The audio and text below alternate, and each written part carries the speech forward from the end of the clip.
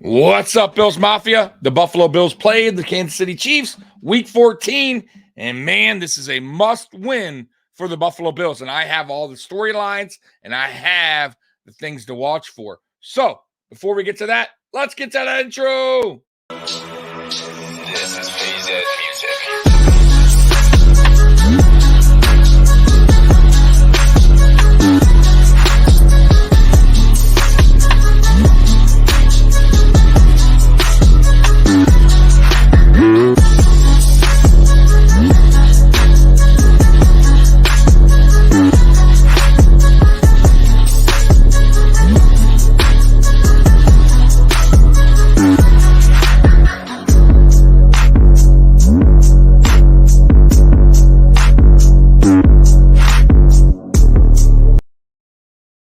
Welcome to the Mafia Sports Report. I am Tommy. Please like, subscribe, hit that notification bell because I always forget to tell you.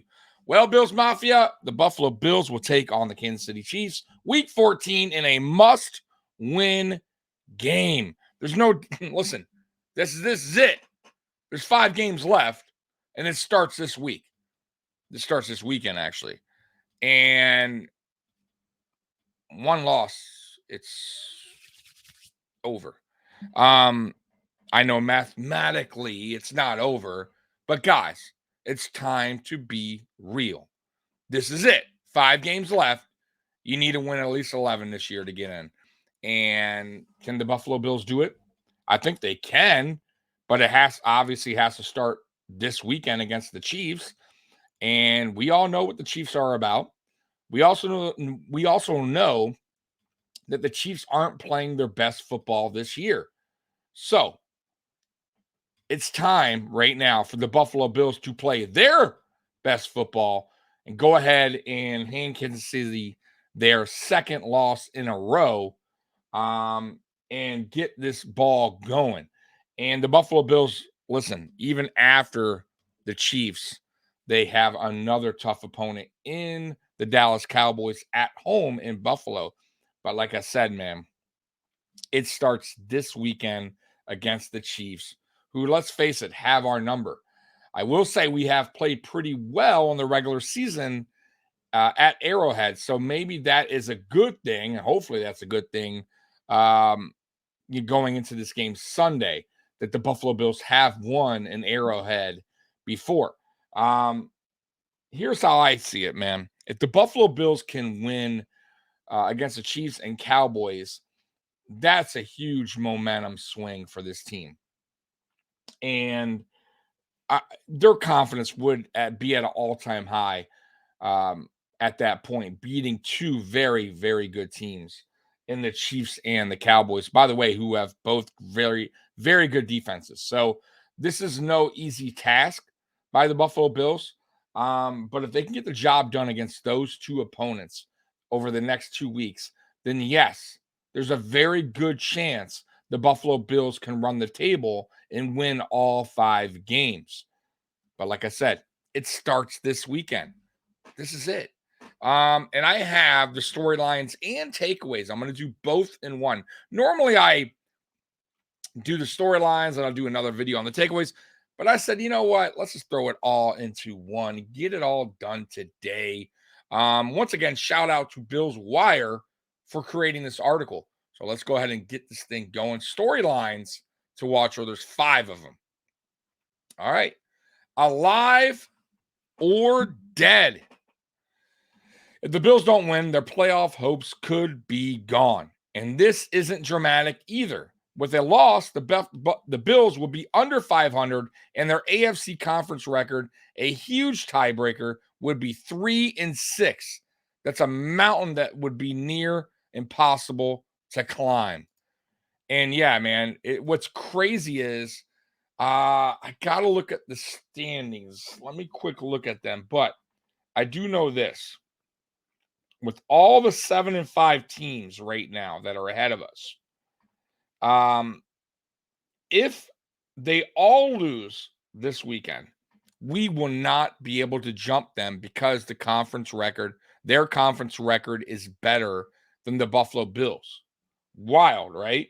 So we wouldn't even we wouldn't even move forward um, ahead of these teams after this weekend, even if they all lose. So we got Pittsburgh at 7-5. We got Cleveland at 7-5. We got the Colts at 7-5. We got Houston at 7-5. Then you got Denver at 6-6 are ahead of us. The Bengals at 6-6 are ahead of us because they beat us. And here we are in the 11th spot right now in the playoffs if we're trying to get. So, guys, we need a lot to happen. We need to concentrate on obviously us and win and just let everything play out. But like I said, it starts this weekend, and man, we got to play our best ball. We got to play our best ball. There's no other way around it. But yeah, man, our AFC record this year is just awful, guys. Awful, awful, awful. And that right now is really hurting us. All right, next up. Reason to believe off a bye. Look at Sean McDermott right there calling another costly timeout. You see that? Another costly timeout. Thank you, Sean. You know, we could have used that, but instead you want to challenge a play that's shouldn't even be challenged, but okay. Sean McDermott. Yeah, that dude drives me insane. Having spread some doubt above, the Bills are a perfect 6-0 since 2017 when Sean McDermott was hired as a head coach in games following a bye. Whatever he typically does over the bye works.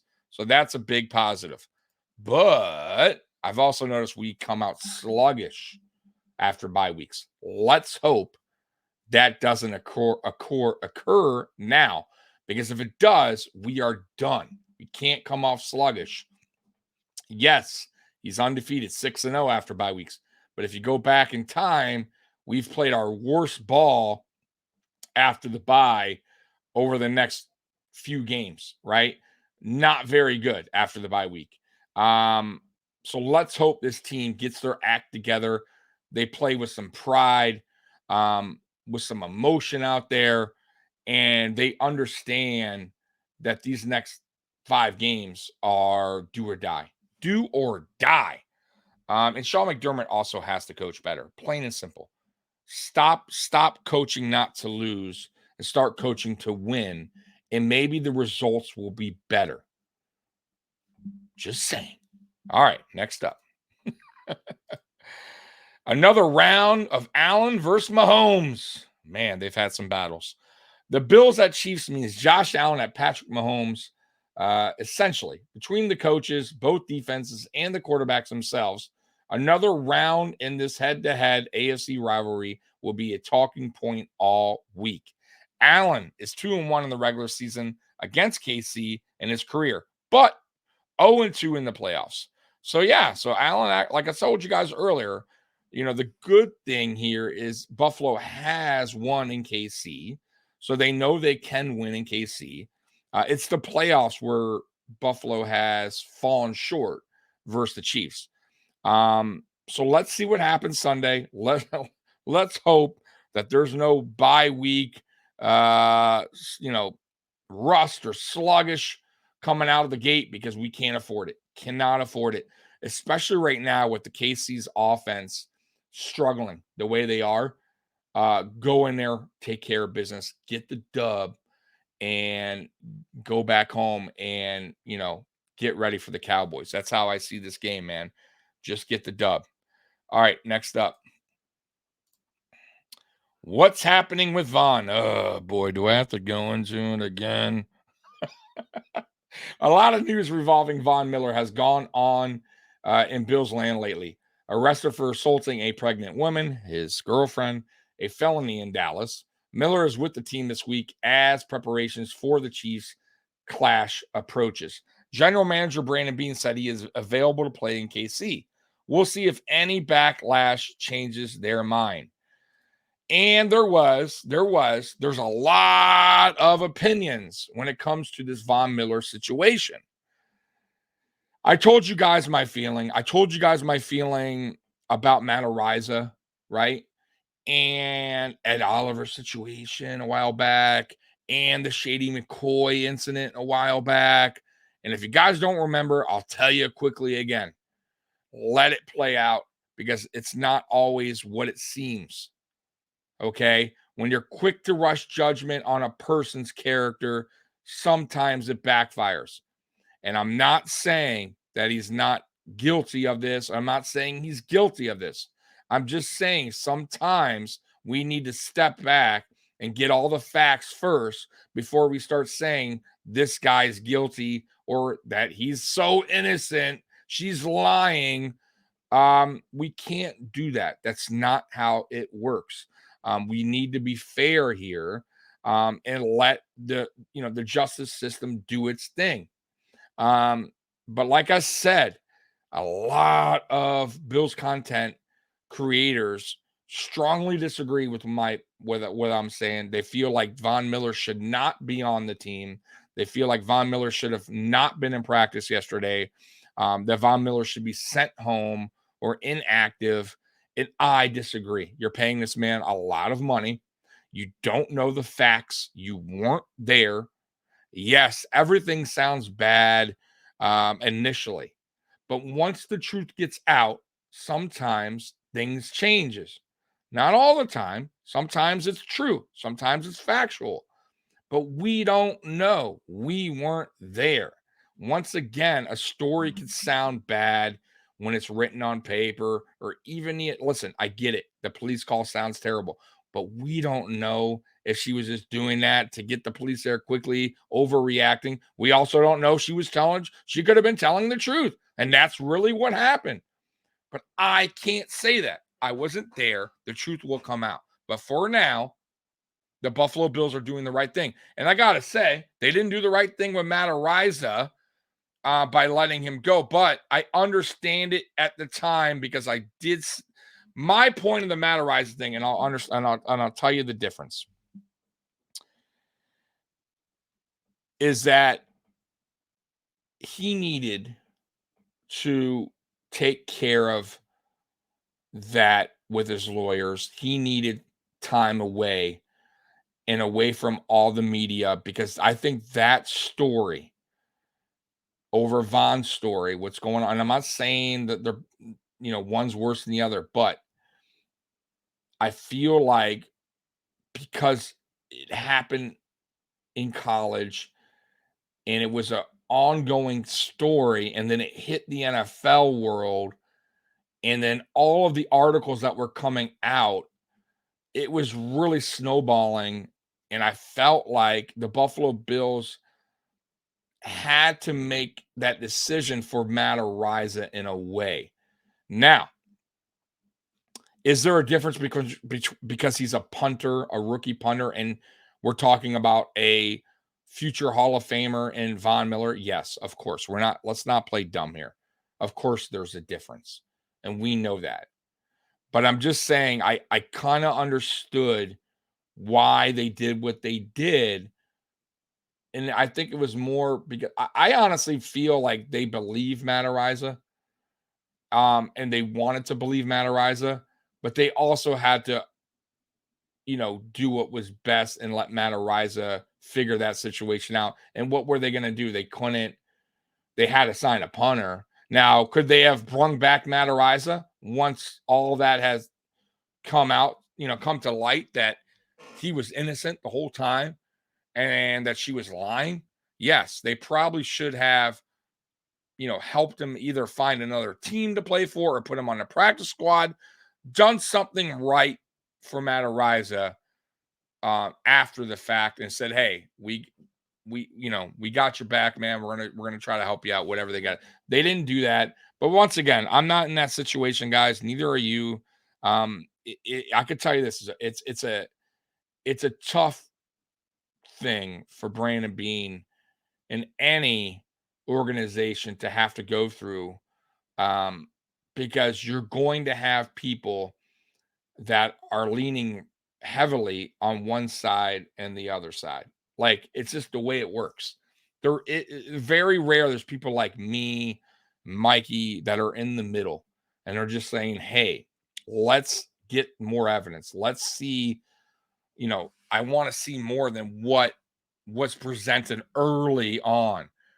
So that's where I stand on this. And now, like I said, I'm sure I'm going to get heat for this for people that are leaning one way or the other, but it's tricky. It is very tricky when it comes to this situation.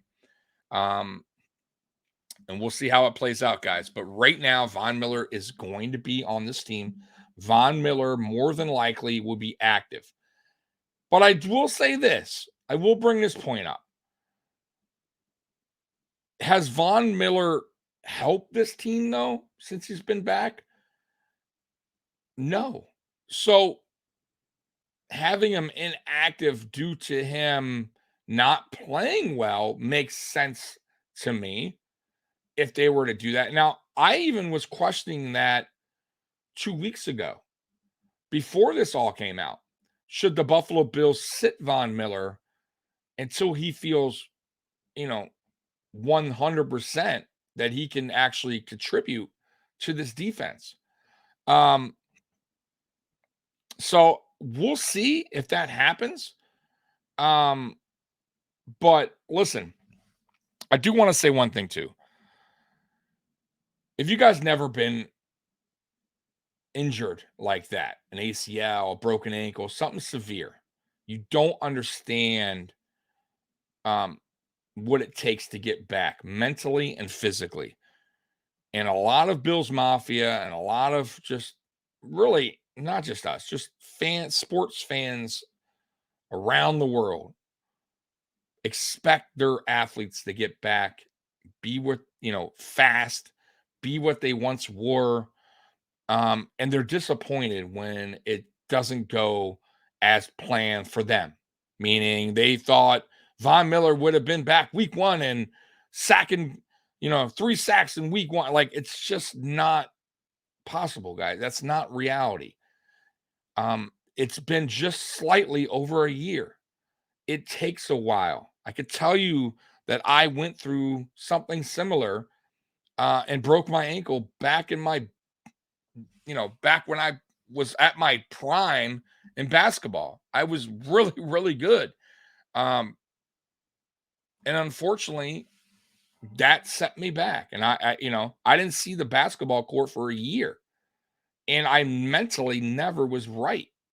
I never, and physically, even physically, I still felt a little pain throughout my years after playing basketball on that ankle. It's just the way it works. I have a friend who had an ACL injury playing basketball, and he's still not right. It's been 2 years. So I'm just saying, guys, sometimes we need to back up and understand, man, it's not so simple as just, oh, he had the surgery. He should be good to go. Like, you guys, man, sometimes, man, you expect a lot from these guys. They're human, they're not robots.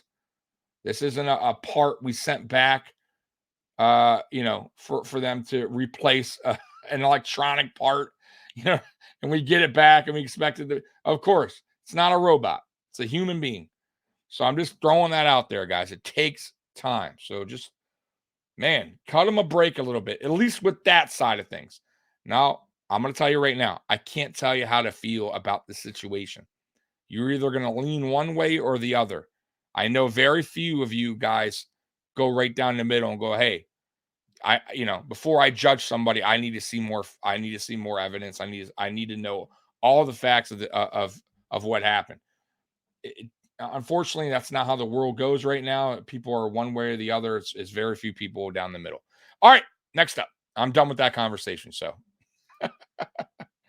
health out the bye. As always, post bye week, it's all about health. The Bills activated tight end Dawson Knox and quarterback Kyer Elam off injured reserve. That does not guarantee they'll play, but it's a good step.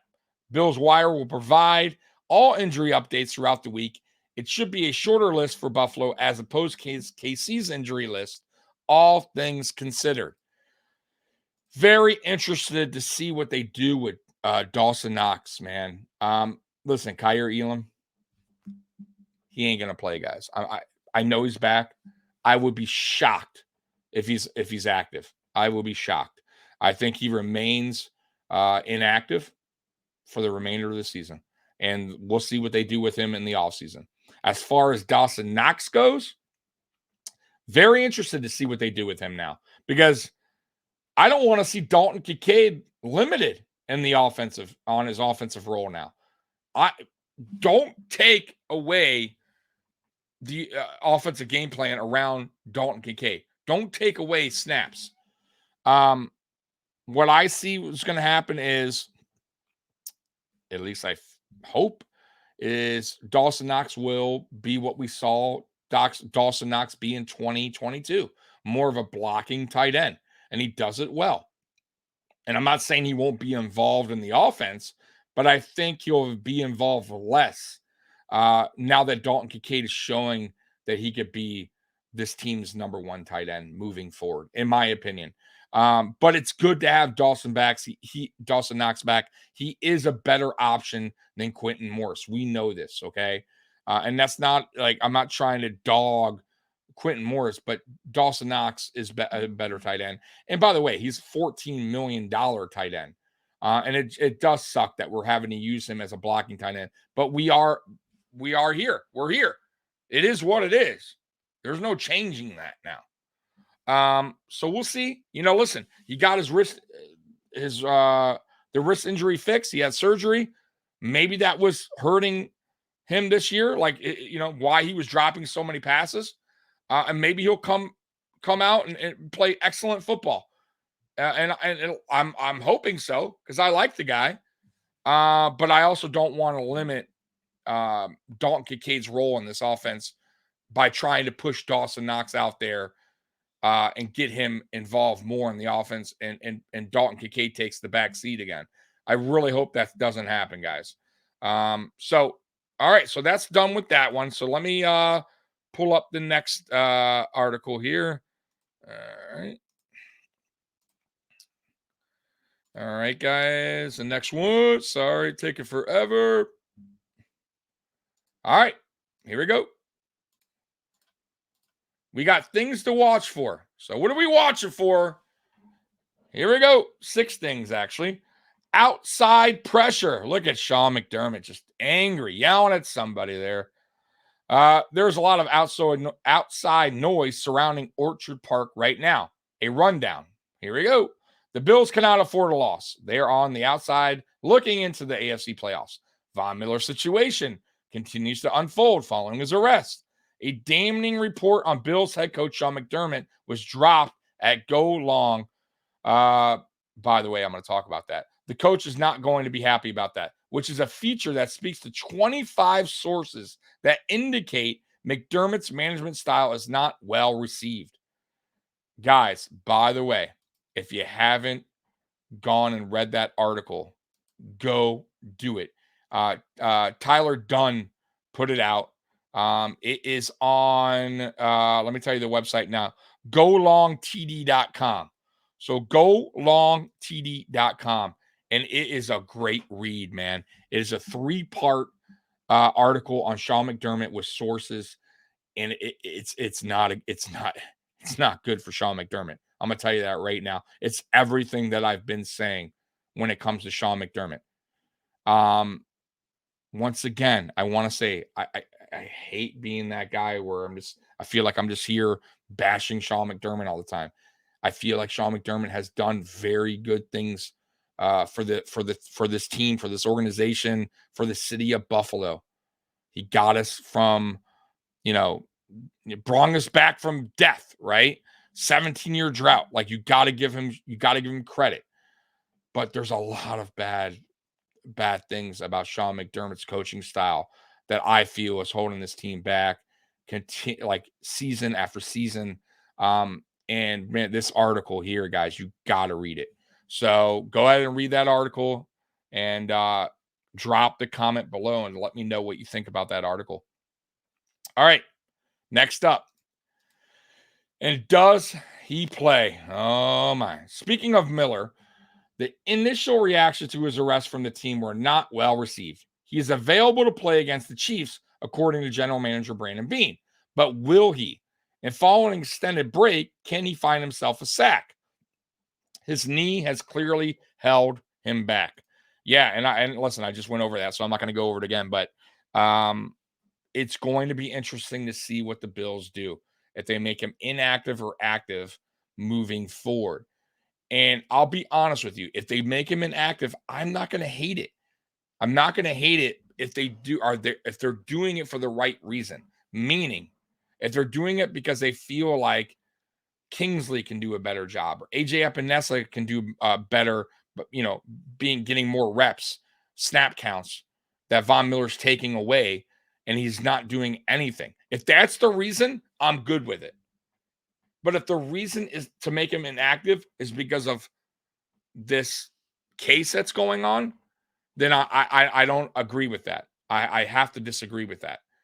So let's see what happens. But I'm very curious. And by the way, they probably won't even say why or tell you the truth if they do make him inactive, what it was for, right? But I'm just hoping if they did, that was the reason behind it, is because his productivity isn't good right now. He's not doing anything out there to make us a better football team on defense. I'll get that. I'll buy into that. But like I said, if you make him inactive because of you're worried about what the fans think, I'm not good with that. I'm sorry. I'm just not. And I know some of you guys are going to be like, "Oh, Tom, you son of a bitch, you." And some of you guys are like, "Tommy, you're right." I told you guys, man, this is a tough situation. And there's a lot of Bills content creators that I watch, that I know, that are leaning really hard to one side. And most of that is they don't feel that Von Miller should be even in the building. And I strongly disagree with that. But it's their opinions. They're it's their right to have that opinion. And I'm not going to be the one to knock them and say, "Oh, you son of a how dare you." Like I can't do that. If that's how they feel, that's how they feel. That's why they have their own channel, right? Not everything I say you guys agree with. This is the way it works. And we and I want to say that too. Like I get a lot of messages on here, most of them good. 95% of the comments that I receive back on this channel are positive, good comments. I appreciate and listen, even some of them that don't agree with me and say, "Hey, I don't agree with this," but most of them are friendly conversations. A little back and forth, but they're friendly. They don't go off the rails. And then there's some comments, 5% of those comments are rude, obnoxious people who, because they feel so strongly about their opinion, that they attack me or attack Mikey. And I don't like that. And listen, I'm gonna tell you right now, I'll block you real quick from this channel. I'm not gonna take it because I'll respect your opinion and I respect everyone's. It doesn't mean I have to agree with it, but I'm also not going to get nasty with you, you know, belittle you. That's not how that's not how this works. That's not how this channel is going to work. This channel, by the way, guys, when I made this, I told y'all I wanted this channel to be honest, right down the middle, with different voices on this channel other than mine. That's why I got Mikey. That's why I got Mafia Means Family podcast. That's why I bring guests on, because I want it to be everyone's different opinion. Everyone has different thoughts. We're all not going to agree. And I like that. But I also like being brutally honest and not holding back and not being a rah rah channel, but also not being a channel where I'm just on here bashing the Buffalo Bills week in, week out. I'm going to give you the good, the bad, and the ugly. It's what we do here. So I'm just telling you, anyone that watches me, watches this channel, know this is what you're going to get from this channel. Good, bad, and ugly. We're always going to keep it real, whether you agree with it or you don't. And if you don't like the content and you want a rah-rah channel, a homer type of channel, and I'm not dissing those channels, by the way. That's what they do. I respect everyone that's in this game, this world that we do, this content. It's let me tell you guys, it's not easy. You're putting yourself out there, right? It takes time.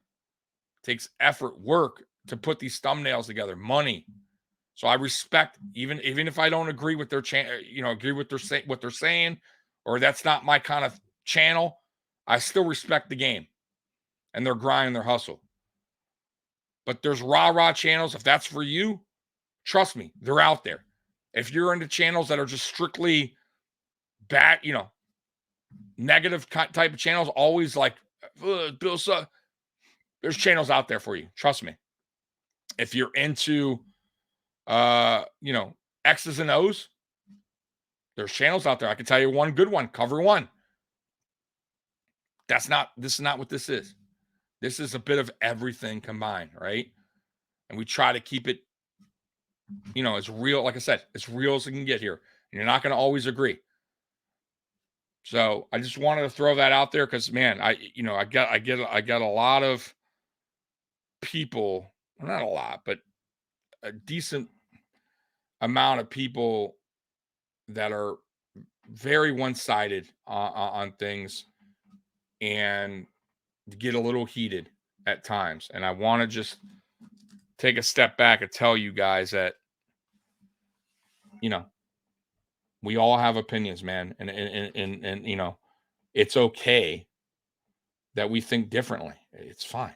All right. Anyways, next up, get off my soapbox there. Sorry. All right, let's go to the next one. Does Brady need to adjust? The Bills decided to fire offense coordinator Ken Dorsey and move on to Joe Brady. In 2 games, the offense has performed well, scoring 66 points combined.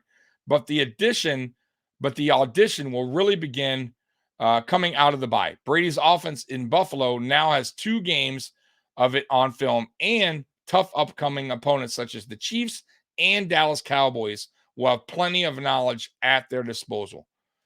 And I agree. It doesn't get easier. It doesn't get easier for Joe Brady. You're going against a very good Chiefs defense. You're going against a very good Cowboys defense. Not easy opponents to go against, but this is the role you're in. You got handed the keys. 2 games so far against very good defenses. You've proven yourself. You really have. And I'm loving what I'm seeing on offense. But you got to keep it going. And one thing that Ken Dorsey didn't do well, in-game adjustments.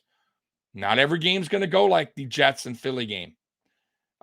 Really the Philly game, because I thought the Jets game started slow for Joe Brady. And what I loved about that game was Joe Brady did in-game adjustments and decided to go to different options that the Jets weren't seeing in the first go around when we played the Jets week 1. That's what I loved. And I said that going into the game, that Joe Brady needs to be more creative and show different looks than the Jets were so used to. And that's including all the teams that have us on film, right? And I understand now the Chiefs and the Cowboys and the Chargers and Patriots and the Dolphins are all going to have, and they're all going to look at this film over the last 2 weeks with Joe Brady. So Joe Brady needs to realize that as well. And he's going to have to understand that some of these games aren't going to go as good as the Eagles game as far as the offense goes. And he's going to have to adjust at some point. And like he did the Jets game. And hopefully he continues that moving forward. And we'll be okay. All right, next up. Allen versus Mahomes. We admit this is a bit of an off-field storyline, but it's true on the field as well. Josh Allen versus Patrick Mahomes is going to be a matchup watched by many in and out of Buffalo and Kansas City. 2 elite quarterbacks facing off always gets a lot of eyeballs on it. And these two have had some fun matchups, even if both teams aren't performing as well as we've seen in recent years. Allen is 2-1 in the regular season against KC in his career, but 0-2 in the playoffs. So, yes, if we're going to have any kind of positive note here, the Buffalo Bills have done well in the regular season against KC in KC. Let's hope that continues. And we'll worry about the playoffs when we get there, because we're obviously 0-2 against the Chiefs in the playoffs. But we need to get to the playoffs. Playoffs? Yes, I said it. We need to get there first. So it starts this weekend against the Chiefs. They need to go and handle their business. And I think they will. I hope they will. We'll see. All right, next up. Returnees from injury. As always, post bye week, it's all about health. The Bills activated tight end Dawson Knox and cornerback Kyer Elam off IR. That does not guarantee they'll play, but it's a good step. In addition, cornerback Dane Jackson has clear concussion protocol. There should be a few health boosts for the Bills. Yes. I'm very, like I said earlier, I'm very curious what they do with Dawson Knox. I'm not going to go over it again. I just went over that. So as far as Dane goes, he's good for depth. Right now I'm happy with Rasul Douglas and Benford in there as the 1 and 2. All right, next up. If it's tight, what happens on defense? And that's been the problem for most of the season. As has been the scenario too often this season, the Bills have seen late losses and defeats in close games. Buffalo is 2-6 overall this season in one-score finals. That's awful, guys. Some, not all of it, falls on the defense. However, McDermott's group mostly recently have not closed out a close game in an overtime loss to the Philadelphia Eagles prior to the bye. All eyes will be on him and the entire unit in a big way if the game is close. Absolutely. And I hope, guys, let's really hope it's not close. If it's close, man, I have no faith in Sean McDermott. God, I hate saying that, man. I hate saying it, but we got to look at the facts, man. In close games, Sean McDermott just, his balls get sucked up in his stomach and, he tightens up. He plays conservative. He loses his way early on. If you look at these games early on, when the defense is clicking and things are going good, he's fine. Coach is fine, under control, right? But when things get tight and in-game adjustments are made by the opposing team, that's where McDermott crumbles. And he just goes into this little space and he tightens up and he makes terrible decisions. And it's tough for me to go, he could do it this week, guys. I think if it's a tight game, I think McDermott figured it out. He could figure it out. I so want that to happen. I do. But let's hope it doesn't come down to that. I can't. Because if the history repeats itself, we're going to lose in a close game. Let's just hope this game's not close, man. And we don't need to worry about that when it comes down to McDermott and this team. And really the defense. Because, yes, for as bad as the offense has been this year, believe it or not, the offense on a few or 2 or 3 of these games, I think 3 or 4 actually, got the lead back. And the defense had the opportunity to close the show. And they did not. And they played like McDermott wants them to play. Soft zone, prevent type of defense. Letting a team just back in or letting a team crawl back into the game because you're playing conservative on both sides of the ball, by the way, because you're so scared of losing. And at the end of the day, we wind up losing anyways. He needs to understand in this business, you have to coach to win. You've got to stop doing that coach not to lose mentality. It's not how it works, man. Get some balls. I mean, my God, the last game, you don't even give your offense an opportunity with 20 seconds left to see if they can go down. By the way, and a timeout to get a field goal to win the game. It's craziness to me. We can't have that type of coach coaching this team. And I hope McDermott at some point before his ass gets fired realizes that, and maybe things might change for him and this team. That's all I want. Listen, if we lose and McDermott coaches that style that way, I'll accept that all day over a coach who coaches scared. I'll do it. I'll accept it all day long. Hey, man, at least my coach had balls and went for it on 4th down. Hey, at least he went for it with 20 seconds left. I'll take that. I won't take what he's doing now. I can't. Can't do it. So McDermott, come on, man. Make me a fan again. Make me eat crow. Go ahead and go on a winning streak here. Win 5 in a row. Get into playoffs. Win a fucking Super Bowl. And make me eat every fucking bad word I said about you. And I want Bills Mafia to come on here and just shred us. Because that's all I want is a Super Bowl. And that's all you all should want as well. Do you want a good team year in, year out, but no Super Bowl? And you're just saying, hey, well, at least we're a good team. Or do you want a fucking Super Bowl team? And I feel like a lot of Bills Mafia is just good enough being good, but not great. And they're scared of getting rid of Sean McDermott because right now we're good. And that's just good enough. And it's not good enough for me. It's not what I want. And it's not what if you're a true Bills fan, that's not what you should want either. You should want a Super Bowl.